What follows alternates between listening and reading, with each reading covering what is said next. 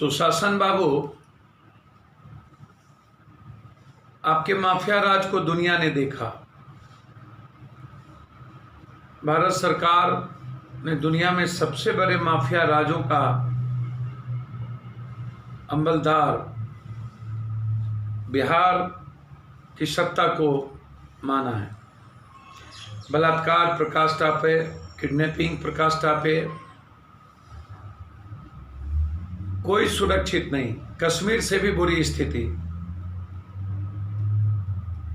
आप मस्त हैं क्योंकि अपराधियों के लगभग आधे पैसे आपके राज्यसभा सांसद और कई लोगों के पास जाते हैं। उनके द्वारा ट्रांसफर पोस्टिंग होती है। पैसों का नंगा नाच है।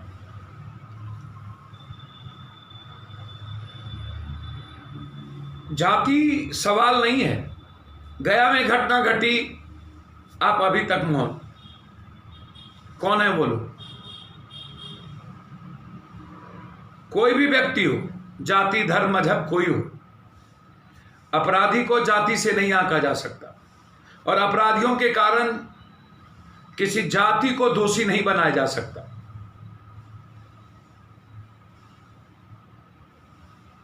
और लगातार आपके विधायक,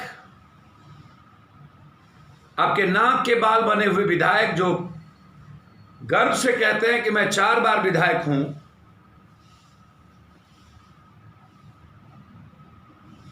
इन अपराधियों को तगमा लगा हुआ है। ये इसको गर्व होता है। मैं मानता हूं कि जाति अपने अपराधियों को, माफियाओं को, ताकतवर लोगों को ज्यादा प्रोटेक्ट करती है। इसका मतलब हम जाति को दोषी नहीं माने। जो गलत है गलत है। किसी भी कारण से विपक्ष के नेता कुछ ज्यादा ही उतावलेपन में आए, विरोध होना चाहिए निश्चित रूप से। मैं साथ सबसे पहला विरोध पप्पू यादव का हुआ। अपराध तो चरम पर है।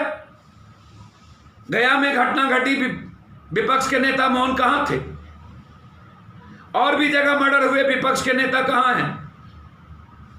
स्टेशन पर बच्चे मर जाते हैं, ट्रेन में लोग मर जाते हैं, क्वारंटाइन में, वहां विपक्ष या अन्य लोगों की बारी नहीं आती। क्या हुआ? पुट्टूस घटना क्या दिया आपके फादर ने? और जब चुनाव की बारी आई तो जातीय तनाव पैदा करने की कोशिश सत्ता पक्ष और विपक्ष दोनों मिलकर कर रही। दोनों चाहता है जातीय तनाव पैदा हो, क्योंकि इसमें राजनीतिक उल्लू सीधा इन लोगों की हो सके। इन लोगों की जमीन समाप्त हो चुकी। इन लोगों के पास अपना कोई सेवा का, कोई न्याय का मतलब नहीं है। इन लोगों को संघर्ष से मतलब नहीं है, गरीबों से मतलब नहीं है, रोजगार से मतलब नहीं है, युवाओं से मतलब नहीं है। ऐसे ही उन्माद पैदा करके ये सत्ता में या कुर्सी पर बैठे रहना चाहते। नीतीश बाबू, आप कुछ भी कर लो। सुशासन बाबू, याद रखना, कोई एक पावर है दुनिया में जो देख रहा। किस्मत के सार हो दोनों।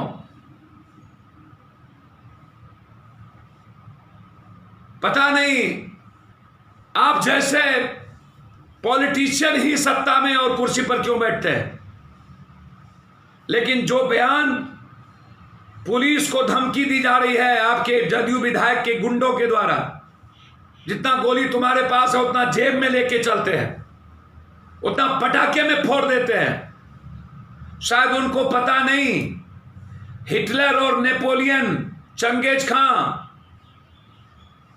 रावण, दुर्योधन, कृष्ण के पास मात्र 5 लोग थे। राम वनवास में थे। इतिहास लोकतंत्र का जो है वो जनतंत्र से है। जनता से बड़ी ताकत दुनिया में कुछ नहीं। सारी गोली और राइफल बंदूक धरी रह जाएगी। जनता की क्रांति दुनिया में सबसे खतरनाक क्रांति होती है। जब पेट की भूख जगती है ना नीतीश बाबू, और बेरोजगारी का आलम, और जब अपराधियों का तांडव इंसानियत पर होता है, निर्दोषों पर होता है, तो फिर अपराधियों का घर जला के राख कर दिया जाता। ये गोली बहुत है, उसको समझाइए। अभी कोई और होता तो आप जेल भेज दिए होते, केस हो गया होता। ये कानून का राज है, ये सुशासन का राज है, समझाइए, अन्यथा जनता निकलने नहीं देगी। जनता से बड़ा कोई नहीं, जनता सबसे बड़ी ताकत है। जनता के सामने बारूद तोप भी समाप्त हो जाते हैं। ये आजादी का इतिहास देखा गया, अंग्रेजों को भागना पड़ा, नक्सल समाप्त हुए, बड़ी से बड़ी ताकत मिट जाती है। इस अपराधी, टुच्चे अपराधियों को कौन पूछे? 2-4 47 ने देख लिया कि औकात पर आ गया, आकाश चिट्ठी के तरह गिर जाएगा। अरे जब जनता की गुच्छी लगती है ना, तो हजारों लाखों 47 दफन हो जाते हैं। जितने लाभ के अपराधियों की औकात है ना, उतने एक एक लोगों के पास 47 56 पड़े हुए रहते हैं इस देश में। जरा औकात में आने के लिए कहिए, और जो वीडियो वायरल हुआ उस पर कार्रवाई करिए। नहीं करिएगा तो जनता मुंह तोड़ जवाब देगी, और ऐसे लोगों के खिलाफ जनता क्रांति करेंगे, और इसकी शुरुआत 1 तारीख के बाद से होगी। धन्यवाद।